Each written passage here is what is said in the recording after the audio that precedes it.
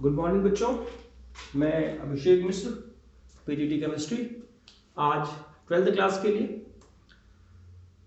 जैसा कि आप सबको पता है, ऑर्गेनिक केमिस्ट्री में फर्स्ट और second lesson, that is alkyl halide and aryl halides. Second one is alcohols, phenol and ethers. दोनों चैप्टर कंप्लीट हो चुके हैं। कन्वर्जन की एक क्लास में ले चुका हूं। आज हम फर्स्ट और सेकंड चैप्टर को इंक्लूड करके हम कुछ कन्वर्जन करने की कोशिश करते हैं। उम्मीद है आपको ये क्लास समझ में आएगी। देखिएगा, आज का टॉपिक हमारा कन्वर्जन है। हमने कुछ एग्जांपल लिए हुए हैं, इनका हम कन्वर्जन कैसे करेंगे। तो अपने आप सोचिए, थोड़ा सा रिएजेंट का ध्यान रखिए और दोनों लेसन में कौन कौन सी रिएक्शन है उनको याद रखेंगे, माइंड में रखेंगे तो कन्वर्जन आसानी से हो जाएगी। पहला कन्वर्जन है इथेनॉल से प्रोपेनॉल।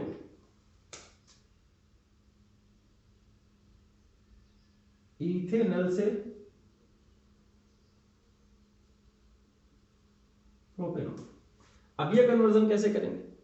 इसमें कार्बन भी बढ़ाना है और फंक्शनल ग्रुप भी चेंज करना है। आप एक बात समझ सकते हैं कि कार्बन दो ही कंडीशन में बढ़ सकता है, या तो वुड्स रिएक्शन, वुड्स रिएक्शन में कार्बन जस्ट डबल हो जाते हैं, या डबल करने की कोई पॉसिबिलिटी नहीं है। और अभी तक जो हमने पढ़ा है एक ग्रिग्नॉर्ड रिएजेंट है। अगर हम ग्रिग्नॉर्ड रिएजेंट लगाकर इस कन्वर्जन को करना चाहें तो देखिए क्या होता है। यहां पर दो कार्बन है, यहां पे तीन कार्बन है, यानी एल्डिहाइड की रिएक्शन हम ऐसे ग्रिग्नॉर्ड रिएजेंट से करें जिसमें एक ही कार्बन हो, तो दो कार्बन ये और एक कार्बन ये मिलके तीन कार्बन हो जाएंगे। और आप समझ सकते हैं यहां पर जब कोई एल्डिहाइड किसी भी ग्रिग्नॉर्ड रिएजेंट से रिएक्शन करता है तो 2 डिग्री अल्कोहल बनता है।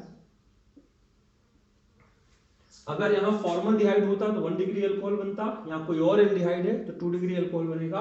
और 2 डिग्री अल्कोहल में ऑक्सीडाइज करने के लिए हमने आपको रिएजेंट बताया था पीसीसी या फिर CrO3।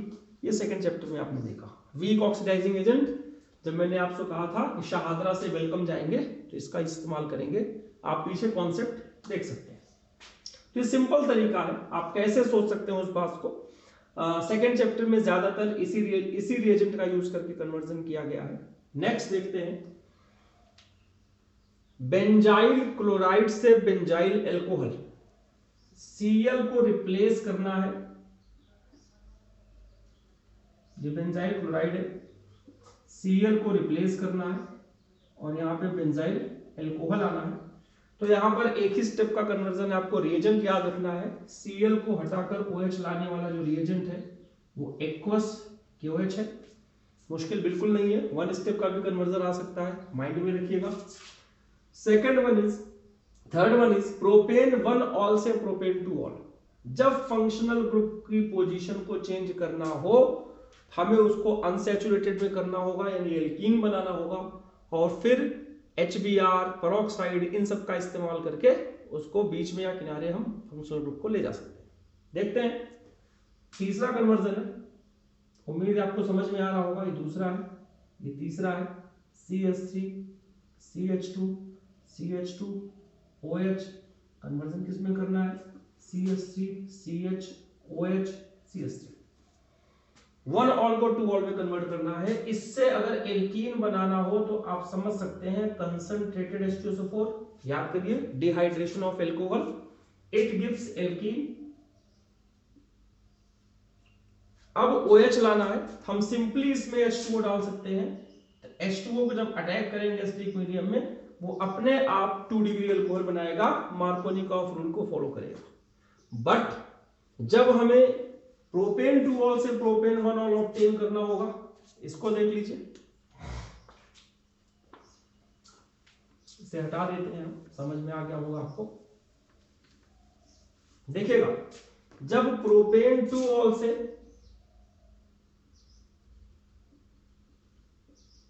प्रोपेन 2 ऑल, इसको कन्वर्ट करना है प्रोपेन 1 ऑल में, फिर से सेम प्रोसीजर, कंसंट्रेटेड H2SO4, यहाँ टेम्परेचर कम हो जाता है। आपको याद होगा यहाँ H3PO4 भी यूज करते थे, 85% एसिडिक डिहाइड्रेशन। तो यहाँ पर CH3 CH double bond CH2 अब यहां पर OH कॉर्नर पे ले जाना है, तो H2O इसमें डालेंगे तो OH कॉर्नर पे नहीं जाएगा, बीच में जाएगा। तो कॉर्नर पर ले जाने के लिए HBr पेरोक्साइड, आपको याद होगा पेरोक्साइड एंटी मार्कोनी का रूल, CH3 CH2 CH2 और Br, और इस Br को इसमें कन्वर्ट करने के लिए एक्वस KOH का इस्तेमाल किया जा सकता है। तो रिएजेंट से एक तरह से खेलना है आपको। अगर आपने ये सीख लिया how to play with reagents कि कौन सा रिएजेंट क्या काम करता है, तो कन्वर्जन की जितनी भी रिएक्शंस है, जितना भी स्टेप है, वो आपको आसानी से समझ में आ सकता है। नेक्स्ट वन इज बेंजीन से फिनॉल। देखिए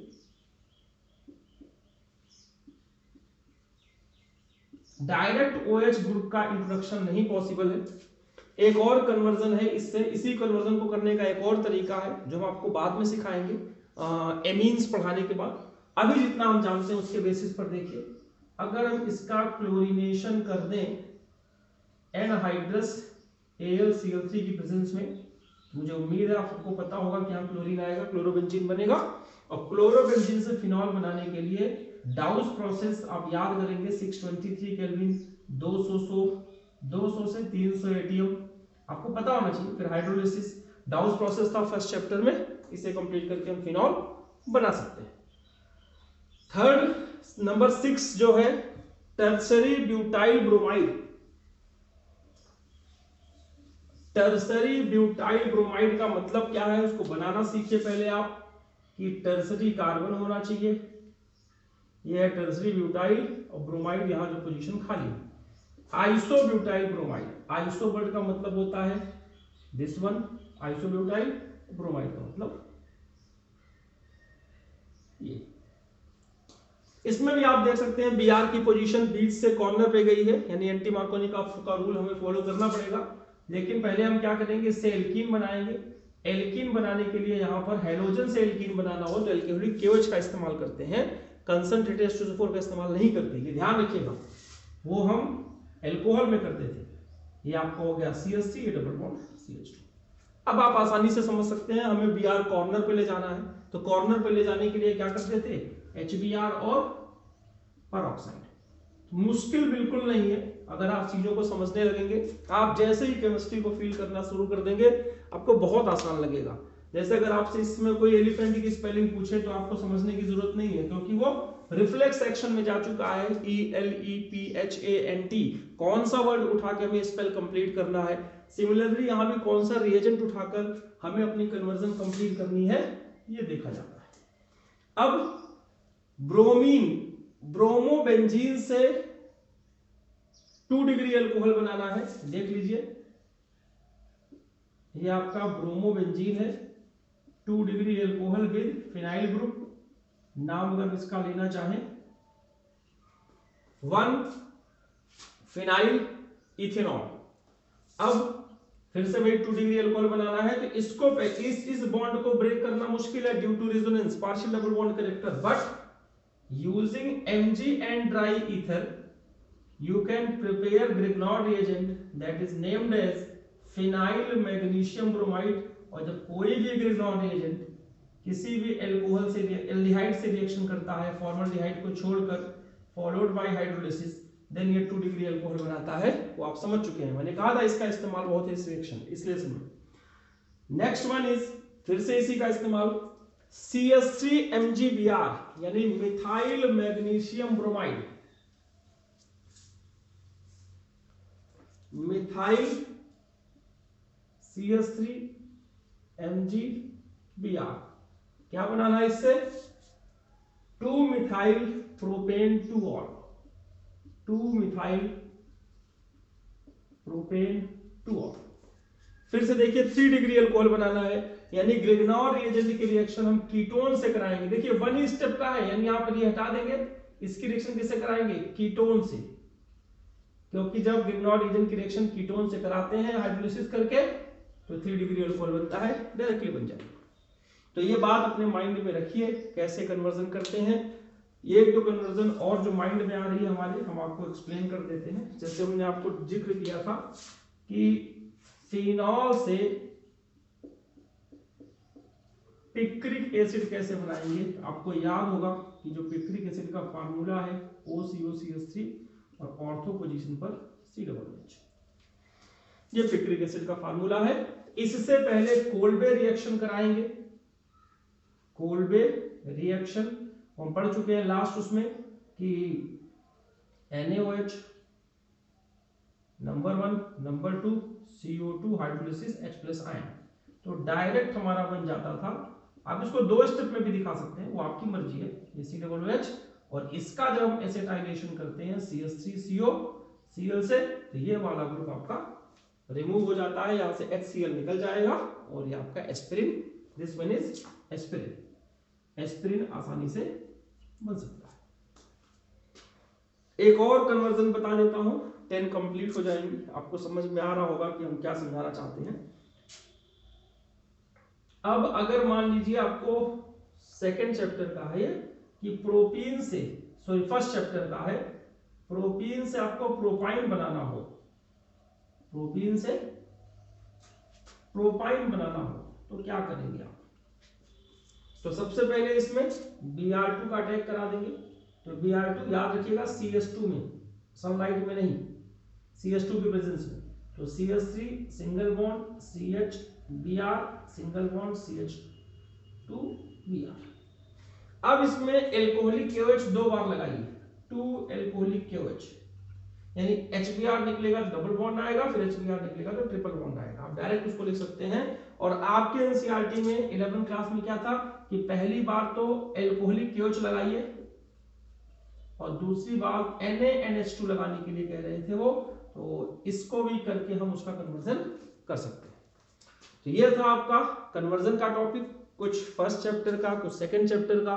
अगर आपको नॉर्मली रिएक्शंस प्रिपरेशन की पता है तो आप देखिए पूरी केमिस्ट्री में क्या है, ऑर्गेनिक केमिस्ट्री में स्पेशली कंप्लीट द रिएक्शन पता हो आपको, नेम रिएक्शन पता हो आपको, और रीजनिंग के क्वेश्चन अगर आपको कुछ पता हो तो आप आसानी से कन्वर्जन भी कर सकते हैं और सारे क्वेश्चन कर सकते हैं। मुझे जितना मैं समझ सकता हूं तो केवल 3 तरह के क्वेश्चन आते हैं। तो रीजनिंग का क्वेश्चन आता है, एक कंप्लीट द रिएक्शन आता है, एक कन्वर्जन आती है। तो नेव रिएक्शन वगैरह, कन्वर्जन जब आप सीख जाएंगे तो आपको हर तरह की रिएक्शन से खेलना आ जाएगा। या उल्टा कहूं कि अगर आप हर तरह के रिएक्शन को समझ सकते हैं तो आप कन्वर्जन को आसानी से कर सकते हैं। तो इसी के साथ आज की क्लास हम यहीं पर कंप्लीट करते हैं। उम्मीद है कि आप लोग कोरोना से अपने आप को सुरक्षित रख रहे होंगे, सोशल डिस्टेंसिंग का पालन कर रहे होंगे, मास्क का उपयोग कर रहे होंगे। तो इसी शुभकामना के साथ कि आप लोग स्वस्थ रहें, आज की क्लास यहीं कंप्लीट करते हैं, बाकी अगली क्लास में। Thank you.